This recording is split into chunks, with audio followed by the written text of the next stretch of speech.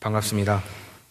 오랜만에 서는 것 같습니다. 순서가 이렇게 있는데 언제 제 순서가 오나 기다렸습니다. 사실 제가 수요설교 본문을 정하는데요, 4개 중에 하나를 정했어요. 다 하고 싶은 거예요. 뭘 해야 되나 하다가 오늘 이 본문을 선택했습니다. 근데 공교롭게도 오늘 성서일과 안에 있는 그런 본문이더라고요. 이 시간 함께 좀 말씀을 나눴으면 좋겠습니다. 가끔 저는요, 왜 그때 그걸 하지 못했을까 하는 그런 아쉬움이 이렇게 남는 게 있어요.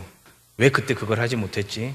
그 중에 한 3가지 정도가 있습니다. 제가 짧은 생을 살았지만 한 40년 살았는데 40년 살아온 동안에 정말 왜 그때 그걸 못했지?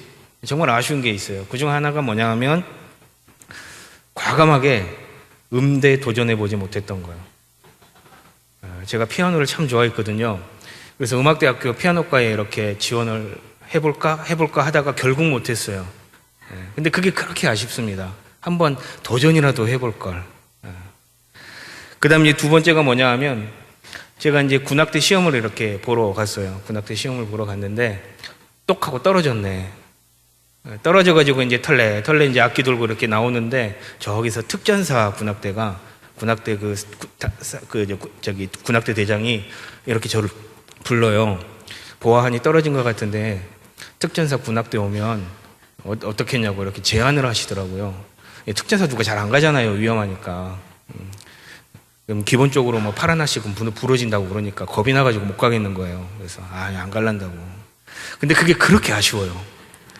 지금 생각하면 팔 하나 그거 부러지면 어때요? 다시 붙으면 되지 뭐. 그래서 얼마나 멋있습니까? 또 이 특전사가. 참 그게 좀 아쉬워요. 그 다음에 3번째가 뭐냐 하면 제가 사회학을 전공했어요. 사회학을 전공했는데 부전공으로 심리학도 함께 전공했습니다. 부전공으로. 근데 이게 제 졸업장을 보면 부전공으로 심리학 부전공했다는 게 안 떠요. 왜냐하면 제가 수에 약하거든요.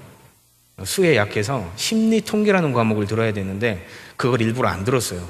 과목 하나 필수인데 그 필수 과목을 수학이 그렇게 싫어서 안 들었어요.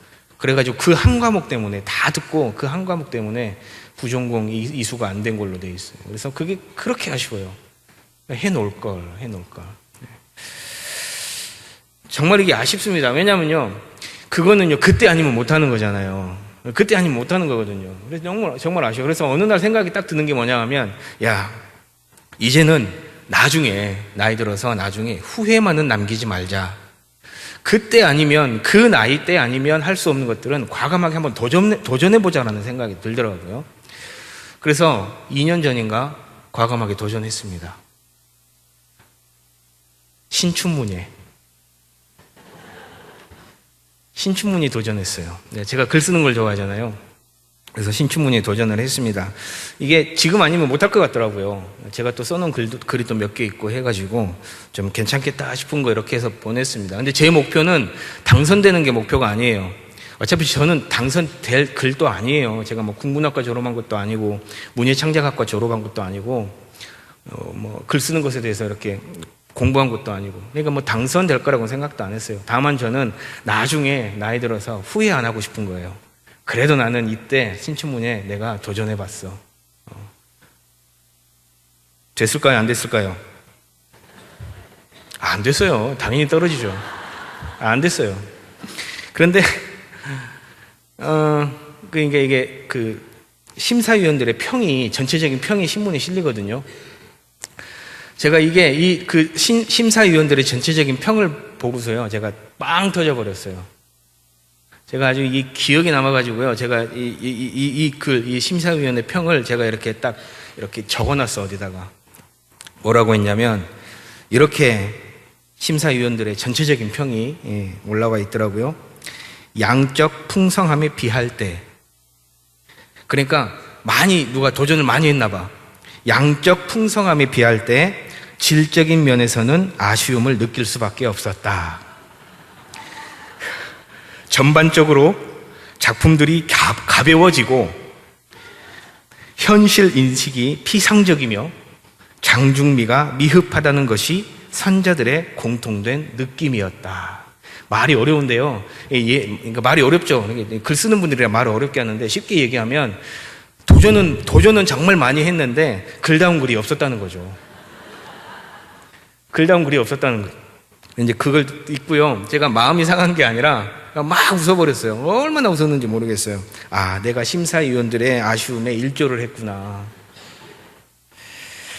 근데요, 저는 만족합니다. 저 신춘문예 도전한 사람이에요. 제가 도전한 사람이에요. 근데 이제 어느 순간요, 드는 생각이 뭐냐 하면, 이런 질문이에요. 넌 뭐냐? 넌 뭐냐라는 질문에 제가 답을 스스로 해봤어요. 내가 수필가인가? 제가 수필로 도전을 했거든요. 내가 수필가인가? 아니면 내가 목사인가? 물론 수필가임에서 목사로도 살 수도 있어요. 그죠? 또 시인이면서 목사로 사신 분들 많이 계시잖아요. 소설가이면서 목사로 사신 분들도 계십니다. 물론 이제 뭐 그렇게 사실 수도 있겠지만, 적어도 제 생각은, 목사라면 목사로 살다 가는 것이 좋겠다. 목사로 살다 죽는 게 그게 진짜 아닐까라는 생각을 해봤어요. 그래야 수도 없이 쓸 수 있지 않겠습니까? 저도 지금 가끔 소셜 네트워크에다가 가끔 제 글을 올려요. 저랑 친구 맺으신 분은 가끔씩 읽어보실 수 있는데, 제가 웬만하면 친구 안 맺어드려요. 왜냐하면 이제 읽어보시면 아실 테지만, 글을 어떤 때는 이게 분노에 찬 글을 쓸 때는 말도 아니거든요. 읽으신 분들은 알아지, 웃고 계시는 분이 몇 분 계시는데. 근데 그래야 이렇게 수도 없이 쓸 수 있지만, 굳이 남들에게 인정받을 필요는 없잖아요. 내가 수필가로 살 거 아닌 이상 나는 목사니까. 그래, 나의 정체성은 수필가도 소설가도 아니다. 나의 정체성은 목사다. 죽는 그 날까지 목사로 살다 가자라는 생각이 들었습니다. 여러분 스스로를 누구라 하십니까? 여러분의 정체성은 무엇입니까? 오늘 본문을 보면요, 주님이 물으셔요. 뭐라고 물으시던가요? 너희는 나를 누구라 하느냐? 우리 예수님이 자신의 정체성을 확인하기 위해서 물으셨을까요? 그건 아닐 거예요. 자신이 누구인지 헷갈려서 내가 뭘 하러 여기 왔는지 아리송해서 물으시는 게 아닐 거라고요. 우리 주님 그렇게 어리숙한 분이 아니십니다. 주님, 왜 물으실까요? 왜 그걸 물으실까요? 이 너희는 나를 누구라 하는 질문은요, 사실 그곳에 있는 제자들에게 하시는 질문입니다. 그런데 그 질문을 받기 전에 예수님은 사람들이 나를 누구라 하느냐라고 이렇게 질문을 던지셨어요. 그 질문에 이제 제자들이 여기저기서 이곳저곳에서 사람들을 만나고 하면서 들었던 얘기들을 예수님께 전해주는 거예요. 그러니까 예수님은 지금 여론을 듣고 싶으신 거예요. 나에 대한, 그러니까 예수님에 대한 사람들의 생각이 어떠한지, 과연 이 예수를 어떻게 생각하는지, 그 여론들을 듣고 싶으신 거죠. 사람들이 답했답니다. 세례 요한이라고 답하기도 하고, 엘리야라고도 답하기도 하고, 선지자 중에 한 사람이라고 답했다고 해요. 우리 누가복음에는 기록이 없지만 마태복음에는 더러는 예레미야다라고 이렇게 답한 사람들도 있었다고 합니다. 그런데 어떤 답이든 간에 분명한 건 뭐냐 하면, 이 예수님에 대해서 올바른 이해를 가진 그러한 답은 아니라는 거예요. 그런데 예수님이 어떠한 분이신지, 우리는 예수님이 어떤 분인지 잘 아시잖아요. 그죠? 근데 예수님을 잘 모르는 그때 당시 사람들에게 있어서는 이런 답들, 그러니까 세례 요한이라든지 엘리야라든지 이러한 답들이 어쩌면 그럴 수도 있겠다 싶어져요. 먼저 뭐라고 답했어요? 세례 요한이라고 답한 거예요. 이 세례 요한이라고 답한 건 뭐냐 하면, 예수님께서 전하셨던 하나님 나라에 대한 그런 그 부분들이 세례 요한하고 비슷했거든요. 예수님 뭐라고 그러시던가요? 회개하라, 천국이 가까이 왔느니라, 이런 말씀을 하셨거든요. 근데 세례 요한도 똑같이 그 얘기를 했어요. 그러니까 사람들이 이 죽었던 세례 요한이 다시 부활했나 보다라고 생각을 했어요. 그때 당시 또 어떤 생각들이 이렇게 만연해 있었냐면, 죽은 사람이 부활할 수 있다는 어떤 그런 믿음들이 만연해 있었어요. 그러니까 죽었던 그 세례 요한이 다시 되살아났나 보다, 저 사람 세례 요한 아니야? 이렇게 생각해 볼 여지가 있는 거죠. 그 다음에 엘리야라고 답했답니다. 엘리야는 어떤 사람이에요? 구약의 선지자죠. 죽지 않고 불병거 타고 올라간, 죽음을 보지 않고 그러한 엘리야입니다. 근데 이 말라기에 가서 보면 엘리야가 온다 그랬어요. 그러니까 메시아가 오기 전에 엘리야가 먼저 와서 그 길을 준비한다라고 이제 말라기에서 보면 예언을 하고 있거든요. 그러니까 이 사람들이 그 예수님의 행적을 이렇게 보면서 야, 저 사람 보통 사람이 아닌데 혹시 메시아가 오시기 전에 올 엘리야가 저 예수가 아닐까라고 생각해 볼 여지가 있는 거예요. 그런데 우리 예수님 분명히 얘기하시거든요. 그 엘리야는 누구다? 세례 요한이다. 내가 뭐다? 메시아다라고 얘기를 하고 계셔요. 자, 그 다음에 선지자 중에 한 사람이라고 했답니다. 이건 뭐냐 하면 그때 당시 사람들에게 회자되었던 선지자라는 의미는 모세나 이사야, 에스라 같은, 그러니까 이제 쉽게 얘기하면 어려운 가운데 있었던, 어려운 때에, 그러니까 굉장히 어려움을 겪는 그런 때에 나라나 민족을 일으키고 세웠던 인물들, 그런 사람들을 선지자라고 이렇게 생각을 했었어요. 그러니까 예수를 선지자 중에 한 사람으로 봤다는 건 뭐냐 하면 그때 당시 시대적 상황이 좀 반영이 되는데요. 그때 당시는 로마 지배권 안에 있었어요. 그죠? 로마의 속국으로 있었단 말입니다. 그러니까 굉장히 힘든 삶을 살아가는 거예요. 굉장히 빡빡한 삶을 살아가는 거예요. 내 나라가 아니니까. 그러니까 이러한 상황 가운데서 우리를 정치적으로 구원해 줄 뭐가 필요한 거예요? 모세나 에스라나 뭐 이런 사람들이 필요한 거예요. 정치적으로 그들을 구원해 줄, 이 로마 이 속국에서 벗어나게 해줄 어떤 그런 메시아가 필요한 거예요. 구원자가 필요한 거예요. 그래서 저 사람이 엘리야 아니 선지자 중에 한 사람이 아닌가라고 생각해 볼 여지가 있는 거죠. 자, 누가복음은 기록이 되어 있지 않지만 이 마태복음에는 이 예레미야다 이렇게 기록이 되고 있어요. 이 예레미야는 뭐냐 하면 유대인의 전승에 따르면, 그러니까 성경 말고 유대인의 전승에 따르면 이 예레미야 역시 엘리야와 마찬가지로 메시아가 오시기 전에 올 것이다, 이렇게 생각을 했었어요. 그러니까 저 사람이 예레미야 아니야? 라고 생각하는 거는 그 엘리야처럼 생각을 하는 거죠. 메시아가 오시기 전에 이렇게 준비하는 그런 사람일 것이다. 근데 여러분 어떻게 생각하십니까? 여러분은 예수님이 어떠한 분이신지 우리가 알고 있기 때문에 이러한 답들이 올바르지 않는 답이라는 걸 우리는 분명히 알고 있습니다. 무엇이 되었든 간에 예수님을 잘못 보고 있는 거예요. 예수님이 진짜 어떤 분이신지 모르고 있는 거죠. 예수님의 참 모습을 보지 못하기 때문에 예수님이 왜 이곳에 오셔야만 했는지를 모르는 것은 너무나 당연한 일입니다. 그런데요, 여러분, 당시 그 사람들의 문제로만 그쳐야 합니까? 지금을 사는 우리는 어떻습니까? 과연 우리는 예수님을 어떻게 알고 있는지 한번 물어보고 싶어요. 우리는 예수님을 무엇라 하는가? 우리 안에 좀 반드시 던져봐야 할 질문이 아닐까 싶습니다. 예수님을 바로 알고 있다라고 생각은 하지만 우리의 삶 속에서, 우리가 살아가는 그러한 삶 속에서 정말 참된 예수님을 모시고 살아가는가 하는 것은 또 다른 문제거든요. 아는 것과 사는 것은 다르잖아요. 아는 것과 사는 것은 다릅니다. 뭔 말인지 아시는가 모르겠네. 어떤 분이 그러시더라고요. 설교를 하면 뭔 생각을 하고 들으시라고 그래요. 아는 것과 사는 것은 달라요. 내가 예수님을 잘 알고 있다고 생각을 하지만 사는 것에 있어서 그렇게 살지 못한다고 한다면 그건 모르는 거나 똑같은 거예요. 여러분, 자, 솔직하게 손 드세요. 차 안에 성경 두신 분. 자, 차 안에 성경을 놓고 다니신다. 다행이네. 한 분도 안 계시네. 차 안에 성경을 왜 놓고 다녀요? 가다가 신호 걸리면 성경 보시게요? 차 안에서 여유 생기면 이렇게 성경 펴놓고 기도하시게요? 단 한 분도 그런 분 안 계실걸요? 뭐 때문에요? 그냥 내 마음이 편하니까.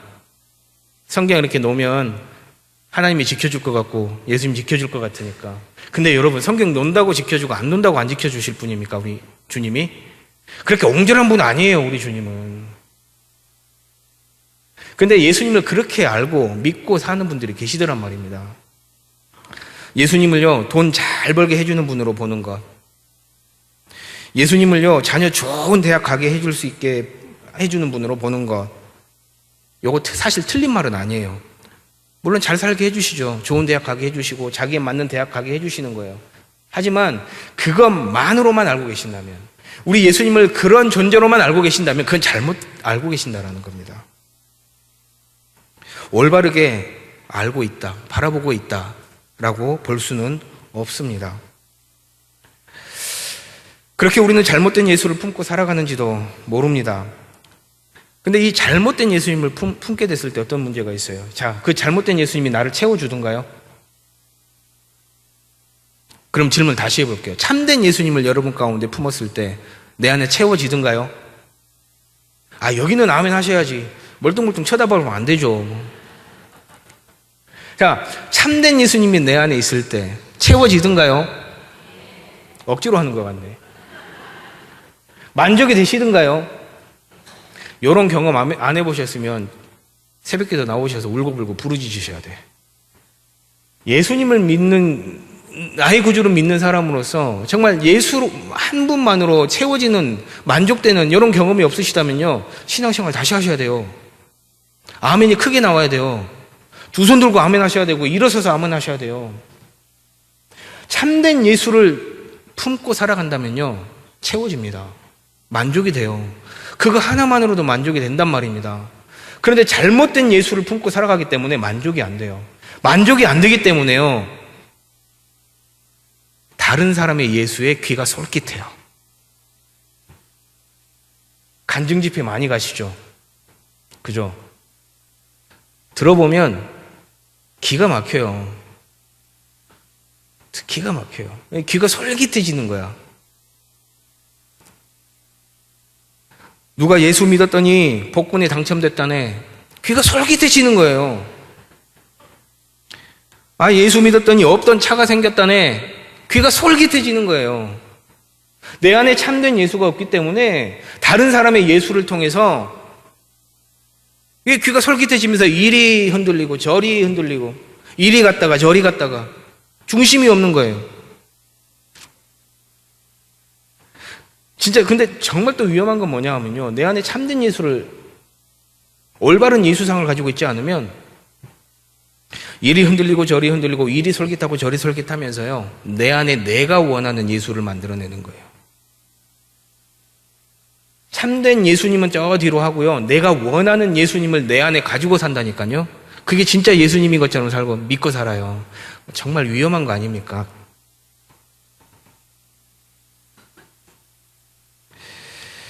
그래서요, 이 같은 기록을 담고 있는 마태복음에 가서 보면요, 베드로가 신앙 고백을 해요. 자, 그 신앙 고백 잘한 고백입니까? 못한 고백입니까? 어째 답들을 안 하신다냐? 네? 잘한 고백이에요? 못한 고백이에요? 굉장히 잘한 고백이에요. 주는 그릇이듯이요 살아계신 하나님의 아들이시니이다. 예수님께서 왜 이 땅에 오셔야만 했는지에 대한 분명한 이유들을 그 고백 안에서 보게 되는 거예요. 그러니까 3년 가까이 예수님을 따라다니면서, 아, 예수님이 정말 살아계신 하나님의 아들이구나, 메시아 되시는 분이시구나, 이 고백을 하게 되는 거예요. 그러니까 사람들은 다 다르게 봤잖아요. 엘리야니, 선지자 중에 한 사람이니, 세례 요한이 이렇게 보지만 그게 아니라는 거예요. 이 사람이, 이분이, 이 예수님이 메시아다라는 거예요. 하나님의 아들다라는 거예요. 그러니까 그 고백은 굉장히 중요한 고백이고요, 굉장히 잘하는 고백입니다. 그런데 그렇게 잘했는데 그 다음에 예수님 베드로 보고 뭐라 그러시던가요? 사탄아 물러가라, 이렇게 해요. 왜 그러셨을까요?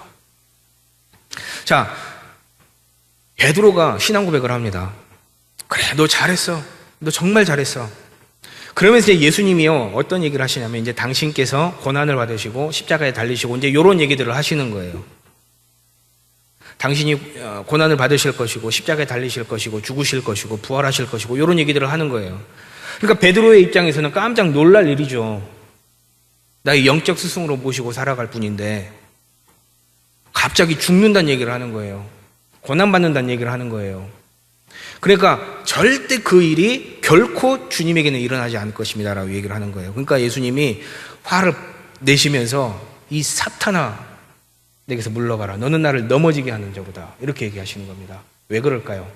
그러니까 베드로도요, 예수님을 부분으로만 알았어요. 부분적으로 한 거예요. 저분이 메시아이다, 메시아인 건 내가 알겠는데 메시아로 오셨으면 메시아로서 할 일이 있으시잖아요. 뭐 하시는 거예요? 우리를 구원하시는 그 구원의 역사들을 이루어 가셔야 될 텐데 그거에 대해서는 모르고 있는 거예요. 그러니까 예수님이 사탄아 물러가라 라고 얘기하면서 베드로를 꾸짖고 계시는 겁니다.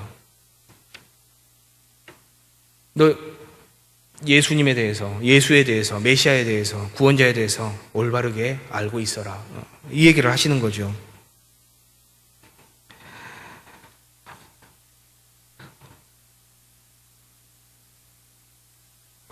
내 안에 진정한 예수로 살아가셨으면 좋겠습니다. 이 시간 예수님께서 제자들에게 그러면 너희는 나를 누구라고 하느냐라고 물으시는 것은 니네들 나에 대한, 예수님에 대한, 예수에 대한 올바른 이해를 가지고 있느냐? 요거 물으시는 거예요. 제대로 알고 있는 거야? 제대로 이해된 올바른 예수님을 마음에 품고 살아가는 건 맞니? 이렇게 물으시는 겁니다. 이 물음은요, 요즘을 살아가는 여러분들, 저와 여러분들에게 동일하게 물으시는 우리 주님의 질문입니다. 정말 진정한 예수, 참된 예수, 그 예수를 우리 마음 가운데 품고 살아갔으면 좋겠습니다. 내 안에 예수는 과연 올바른가? 라는 질문을 끊임없이 하셔야 돼요. 내가 믿고 있는 예수님이 정말 올바른 예수님인가? 올바른 이해를 가지고 이해를 한 예수님인가라는 것을요, 끊임없이 묻고 또 물으셔야 된다는 거예요. 내게 복 주시는 예수님, 틀린 말입니까? 맞는 말입니까? 맞는 말이에요. 내게 복 주시죠. 복 안 주시는 분 아니에요. 복 주시는 분입니다. 복 주시는 분이에요. 그런데 여러분, 그것 하나만 알면 안 된다는 거예요. 복 주시는 분으로만, 내 일을 형통케 하시는 분으로만 예수님을 믿는다는 것은 그거는 한 가지만 아는 거예요. 그 뒤에 더 중요한 예수님이 계시는 거예요. 나를 구원하신 예수 그리스도가 계시는 거죠. 나에게 영원한 생명을 주신 예수 그리스도가 있는 겁니다, 여러분. 나를요, 좁은 길로 가게 하시는, 그러니까 좁은 길로 가게 하시는 그런 예수 그리스도가 있는 겁니다. 내게 능히 십자가를 지게 하시는 예수 그리스도가 있는 거예요. 내게 능히 헌신하게 하시는 예수 그리스도가 있다는 말입니다. 그 예수 그리스도를 알지 못한 채 그저 복 주시고 나를 형통하게 하시는 예수님만을 붙들고 산다면요, 그건 잘못된 예수상을 가지고 사는 겁니다. 많은 성도들이 교회를 드나듭니다, 여러분. 그죠? 오늘도 참 많은 분들이 오셨어요. 그런데요, 어떤 부류들은요, 그저 왔다만 가요.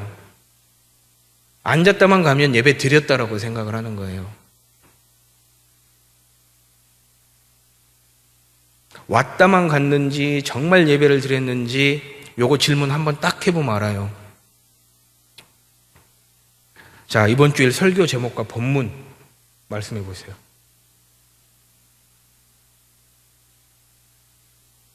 자, 솔직히 손 들어 보세요. 기억 안 난다.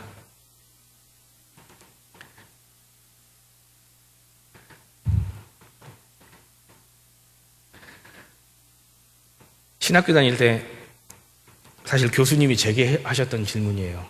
이전도사, 이번 주일 담임 목사님 설교 제목과 본문 얘기해. 그랬더니 깜깜해지는 거예요. 아무것도 생각이 안 나는 거예요. 그러면서 말씀을 품고 살아간답니다. 정말 창피했어요. 정말 창피했어요. 말씀을 품고 살아가라고 아이들에게 이렇게 내가 설교를 했음에도 불구하고 말씀을 품고 살아가려면 그 주에 담임 목사님께서 하나님께서 담임 목사님을 통해서 주시는 그런 말씀들이 내 안에 있어야 되잖아요. 없는 거예요. 제목도 생각이 안 나고 본문도 생각이 안 나는데 내용이라고 생각날까요?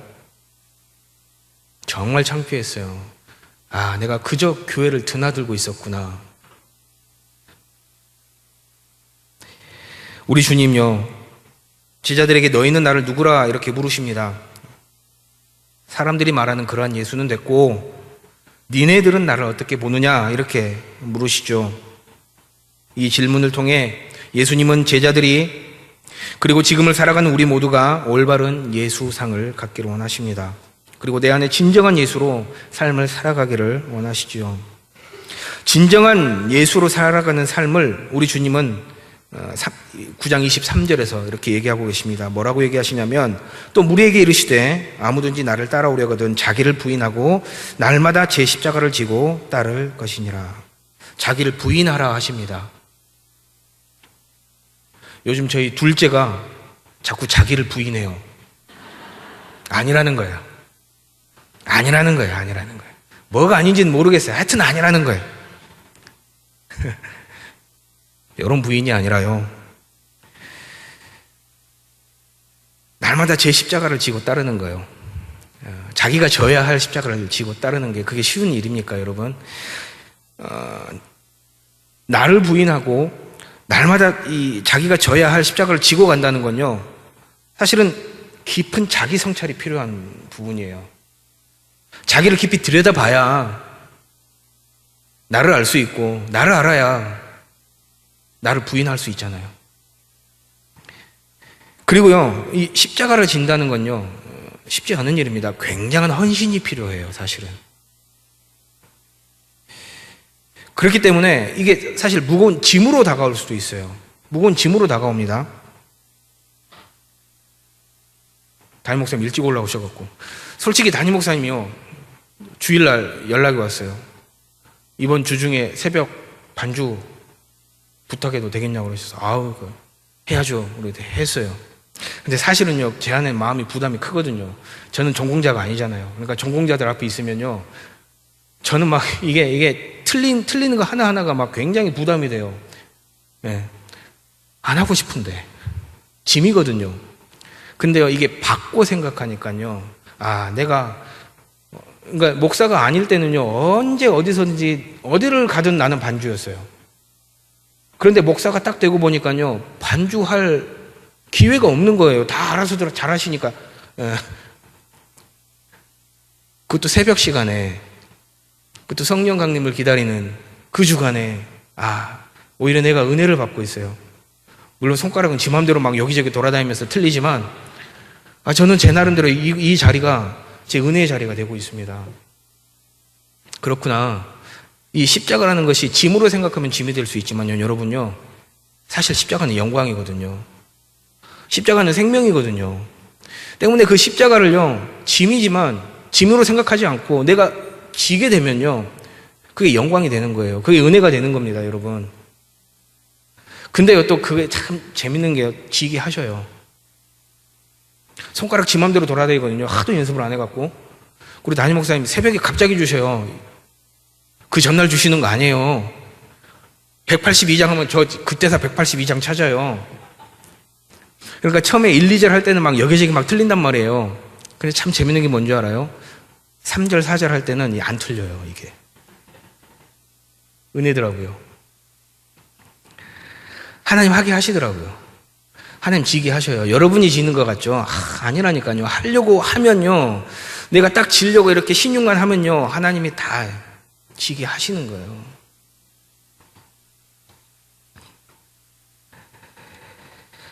자기를 부인한다는 건요, 쉬운 일이 아닙니다. 십자가를 진다는 거 쉬운 일이 아니에요. 눈 비비고 일어나서요, 새벽에 나와야 합니다. 지금 성령 강림을 기다리면서 새벽 기도에 진행 중에 있거든요. 나오셔야 돼요. 그냥 그저 가만히 앉아있는다고 하나님이 눈 떠지게 하는 거 아닙니다. 눈은 내가 뜨는 거예요. 뜨고 나오셔야 된다는 겁니다. 기도의 자리에 나오셔야 돼요. 예배 자리에 나오셔야 돼요, 여러분. 오이코스 모임에요, 가셔야 돼요. 어떻게든 그 자리를 지키셔야 된단 말입니다. 물론 기뻐서 가면 얼마나 좋겠습니까? 모임이 재밌어서 가면 얼마나 좋겠습니까? 그런데 모든 모임이 다 그런 건 아니잖아요. 가고 싶지 않은 모임도 있어요. 보고 싶지 않은 사람도 있고요. 예배 드리고 싶지 않은 날이 있어요. 우리 아들 예배 안 드리러 가겠다고 울고불고 짜다가 저한테 된통 혼나고 갔는데, 그런 날이 있어요. 하지만 그럴 때일수록 더 가셔야 돼요. 그게 십자가 지는 겁니다. 그게 나를 부인하는 거고요. 그랬을 때 하나님께서 부어주시는 은혜는요, 이루 말할 수 없습니다, 여러분. 그걸 경험하셔야 돼요. 대신방 중에 있었던 일입니다. 한 성도하고 함께 이렇게 삶을 나누는데 이런저런 일들로 굉장히 위축되어 있더라고요. 너무너무 위축되어 있는 거예요. 근데 이제 이게 보이는 거예요. 이분에게는 이 말씀이 옳겠다, 이런 권면들이 옳겠다 싶어서, 성도님에게는 지금 예배의 회복이 굉장히 중요해 보입니다. 강하고 담대하라 이 말씀을 붙잡고요. 예배 회복하십시다. 제가 요즘 쭉 보니까 예배 잘 안 나오시더만요. 가끔 한 번씩 눈에 띄더라고요. 예배 잘 안 나오시더만요. 나오셔도 저 끝에 앉아 계시거든요. 저 위에 저 위에 저기. 그러지 마시고 앞으로 나오십시오. 나와서 예배 회복하십시오. 기도의 자리 나오십시오. 오이코스 모임 좀 나오시란 말입니다. 그렇게 권면드렸어요. 그랬더니 뭐라 그러신 줄 알아요? 고개를 갸웃하면서 그것이 그럴까요? 그것이 그럴까요? 이러시는 거예요. 분명해요. 말씀이 안 들리는 거예요. 안 받아들여지는 거죠. 삶의 무게에 짓눌려서 말씀마저도 듣지 못하는 거예요. 너무 안타까웠어요. 그래서 그 말을 듣자마자 저하고 오이코스 리더하고 똑같이 그냥 탁 한 말이 이 말이에요. 그 말씀을 내 말씀으로 받으면 그게 내 말씀이 됩니다. 지금 상황이 어떻든지 간에, 지금 내 삶이 어떻든지 간에 하나님께서 주의 종을 통해서 주시는 이 말씀을 내 말씀으로 받으면 그게 내 말씀이 되는 거라는 거예요. 왜 의심하냐는 거예요. 그 말씀 받고 예배 자리에 나온다면 모든 다른 문제들이 해결될 겁니다. 이렇듯 우리는 자신을 부인하는 것이 참 어려워요. 어렵습니다. 왜요? 상황이 보이기 마련이거든요. 주변이 보이기 마련이거든요. 그런데 여러분, 우선 말씀이 의심스러운데요. 말씀부터가 믿어지지 않는데 어떻게 자신을 부인하는 단계까지 이룰 수 있을까요? 택도 아니에요. 때문에 우리 주님께서 이런 명령을 하시는지도 몰라요. 자신을 포기하라는 명령이죠. 버리라는 거예요. 버려버리라는 거예요. 그냥. 그런 상황이 오면 버려버리는 거예요. 새벽에 눈 진짜 안 떠져요. 요즘 같으면. 하도 둘째가 울어싸서 늦게 자니까. 정말 힘들어요. 근데 딱 버리고요. 벌떡 그냥 일어서 버려요. 그냥. 쭉 해서요. 그냥 벌떡 일어서 버려요. 근데 일어서면 다시 눕기는 또 쉽진 않으니까 일어서서 무조건 화장실 가가지고 물 이렇게 찬물 뒤집어 써요. 그러면 정신이 번쩍 들어요. 부인하는 거예요. 십자가를 지는 거예요. 어쩌면 이게 제 십자가일 수 있어요. 십자가 지는 거예요. 그렇게 한 걸음 한 걸음 오니까요. 하나님 은혜 100% 주시더라니까요. 그래서 어쩌보면 자신을 포기하는 건요. 끊임없는 훈련인 것 같아요. 끊임없이 자기를 훈련하는 거예요. 자신을 훈련하는 거예요. 그 훈련이요. 나이 들었다고 끝나는 건 아닌 것 같아요. 나는 훈련이 됐다고 생각했어요. 아니더라고요. 성서학당을 하면서요. 제가 끊임없이 깨닫고 느꼈던 바가 있어요. 구약 이렇게 쭉 한번 훑었는데 뭐냐면요. 사람은 쉽게 바뀌지 않더라는 거예요. 인류의 조상인 아담이 타락한 이후로 사람은 좋았다가 나빴다가 좋았다가 나빴다 이걸 계속 반복하더라고요. 이게 이스라엘 역사더라고요. 어떤 때는 하나님을 잘 섬겼다가 어떤 때는 하나님하고 또 떨어졌다가 어떤 때는 하나님을 배반했다가 어떤 때는 하나님을 욕했다가 또 어떤 때는 또 하나님 너무 또 좋아가지고 또 은혜 받아가지고 막 그렇게 살았다가 이게 계속 반복이 되는 거예요. 사람 편에서는. 근데 참 이 은혜가 되는 게 뭐냐 하면 그런 반복의 역사 가운데 한결 같은 게 있어요. 그게 뭐게요? 하나님의 사랑이더라는 거예요. 난 거기서 은혜를 받았어요. 우리는 계속 반복되는 역사를 살아가지만 한결같은 그 하나가 있는데 그게 뭐냐 하면 하나님의 사랑이더라는 거예요.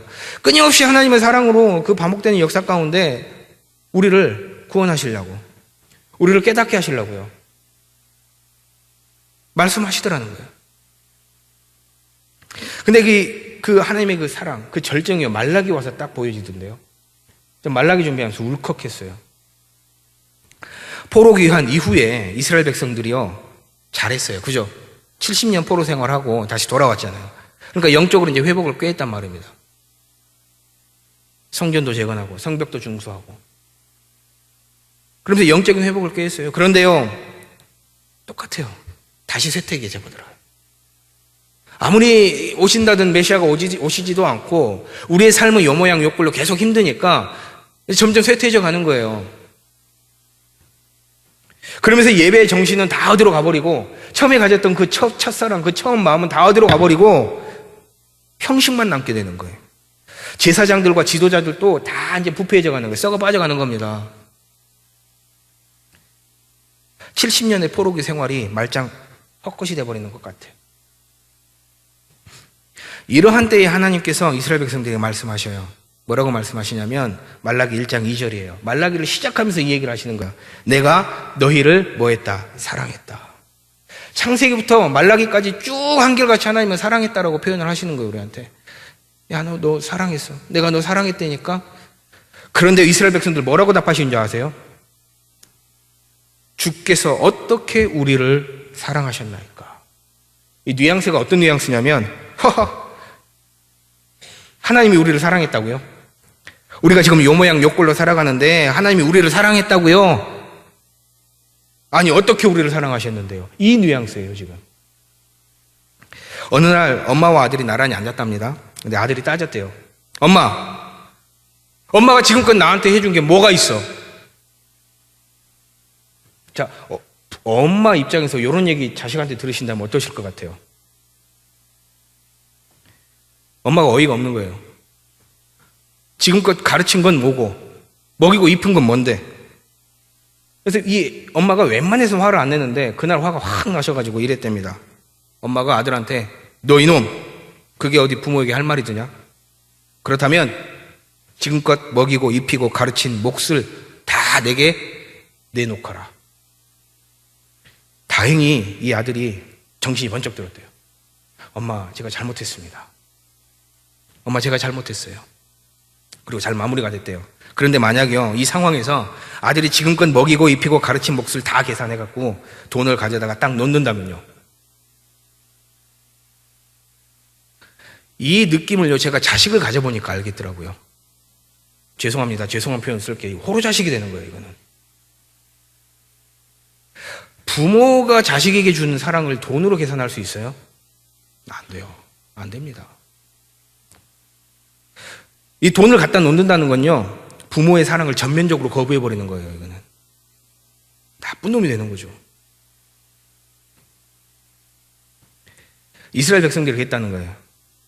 내가 너희를 사랑했다. 이건요, 진심이에요. 하나님의 진심입니다.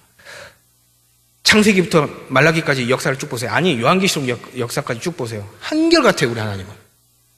한결같이 우리를 사랑하고 계시거든요. 그런데 어떻게 우리를 사랑했냐고 되묻는 거예요. 근데 이 되묻는 게요, 말라기에 8번 더 나와요. 7번 더 나와요. 그러니까 총 8번이 나와요. 아버지인 나 여호와를 공경하지 않았고 두려워하지 않았다라고 하나님이 말씀하시니까 우리가 어떻게 주의 이름을 멸시했습니까? 우리는 멸시한 적 없습니다라고 얘기를 해요. 더러운 떡을 제단에 드렸다는 하나님의 말씀에 우리가 어떻게 하나님을 더럽게 했냐고 반문한다니까요. 보시라고요. 우리 예배 잘 드리고 있잖아요. 이렇게 반문해요. 결국 하나님 뭐 하시던가요? 400년간 침묵하셔요. 아무 말씀 안 하시는 거예요. 근데 하나님께서 아무 말씀 안 하시는 이유, 침묵하시는 이유가 이 이스라엘 백성들이 배은망덕해가지고 침묵하시는 게 아니에요. 뭐냐 하면요, 전 요걸 보는 거예요. 말라기 마지막 장에서 결정적인 사랑의 극치를 보여주시기 위해서 준비하시는 거예요. 그게 느껴지니까요, 야, 이게 정말 이 하나님의 사랑의 하나님이구나. 사랑으로 똘똘똘똘 뭉치신 분이시구나. 사랑을 못해서 안달이신 분이구나. 요런 느낌이 드는 거예요. 그 사랑의 결정체가 뭡니까? 사랑의 그 극치가 뭐예요? 예수 그리스도잖아요. 예수 그리스도. 보여줘 버리는 거예요. 자신의 아들을 세상 가운데 보내가지고, 보내는 것도 아니고 보내가지고 십자가에 달려 죽게 하잖아요. 이런 게 어떻게 가능합니까? 부모의 입장에서요. 근데 우리 하나님 그렇게 하시는 거예요. 너희는 나를 누구라 하느냐 이렇게 물으십니다. 여러분요, 우리는 그럴 수 있어요. 우리도 뭐 이스라엘 백성들 성경 보면서 제가 성수학당 하면서 항상 했던 얘기가 뭐냐 하면 이스라엘 백성들 욕할 게 아니라는 거예요. 그게 다 내 모습이더라는 거예요. 끊임없이 좋았다 나빴다 좋았다 나빴다. 그럴 수 있습니다. 근데 여러분, 내 안에 올바른 예수상을 가지고 있다면, 너희는 나를 누구라 하느냐 라는 예수님의 질문에 내가 올바르게 답할 수 있고 답한 그대로 내가 삶을 살아갈 수 있다면요, 우리 하나님 얼마나 큰 사랑을 베풀어 주실까요? 우리 하나님 사랑의 하나님이신데요. 자기 아들까지 다 내어주신 분이신데요.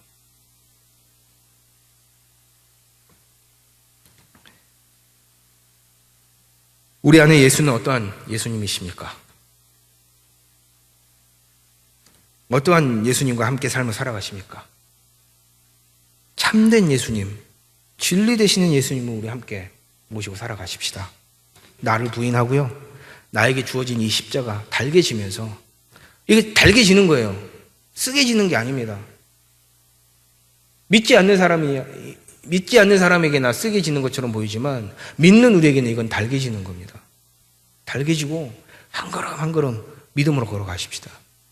기도의 자리에 나오시고요, 모임의 자리에 나오시고요, 예배 자리에 나오십시다. 그 자리를 지켜가십시다. 그렇게 할 때 우리 사랑의 하나님께서 정말 큰 은혜로 함께 하실 것입니다.